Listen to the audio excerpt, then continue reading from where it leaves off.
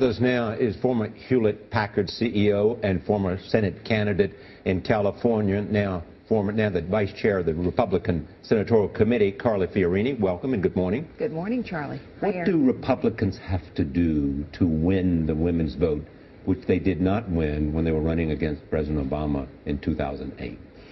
Well, first I have to say that I object to the term woman's vote, because women are a huge and diverse population. They're the majority of the voting population. We don't talk about the men's vote. Right. Secondly, I think it's insulting to women to imply that they are single-issue voters. They're not.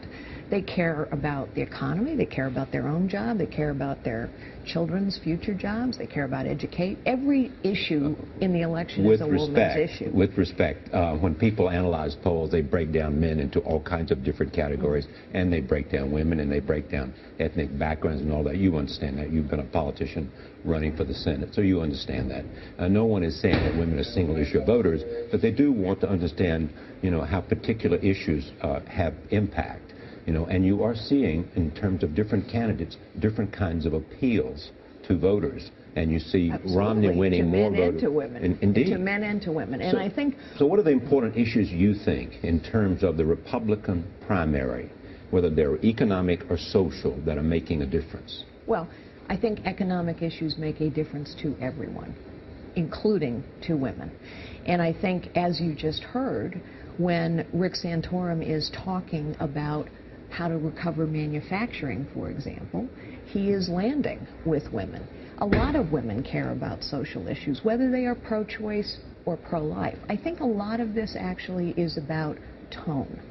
Do candidates reach out to women and treat them and their views with respect? Do they pigeonhole them or cubbyhole them as single-issue voters, or do they view them as full participants in society? I think women care a lot about compassion.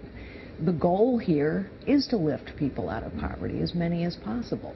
So I think it's a question of tone, and I think it's a question of making sure that to women as well as to men, candidates are talking about the whole range of issues that matter to a woman, to her family, and to her community.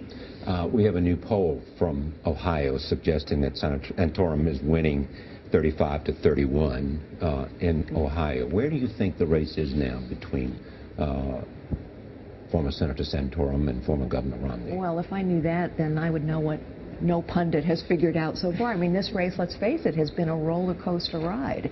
And I think one of the reasons it's a roller coaster ride, honestly, is because the issues are very important. The issues are very important. And so voters want to really understand who they're voting for. And so voters put their candidates, whether they're Democrats or Republicans, we happen to be talking about a Republican presidential primary, voters put their candidates through their paces. And I think we're going to see that continue.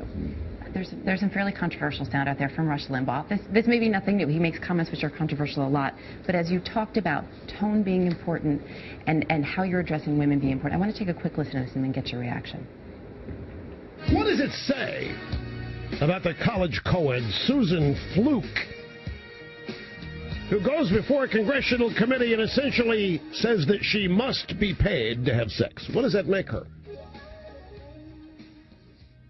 It makes her a slut, right? Makes her a prostitute. She wants to be paid to have sex. There is now a call, obviously, for those comments to be repudiated. He was referring to this woman who was testifying about birth control, not just as a birth control measure, but also as a health measure for women, who mentioned, of course, a friend of hers. How does that language affect what Republicans are trying to do and the votes that they are trying to win? It doesn't help. That language is insulting, in my opinion. It's incendiary, and most of all, it's a distraction. It's a distraction from what are very real and important issues.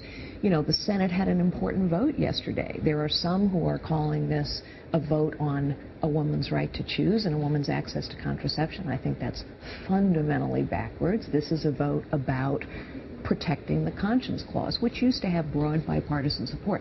That's a hugely important issue in this country. So those kinds of comments are completely distracting. Carly Fiorina, thank you. Great to see you again. Great to be with you.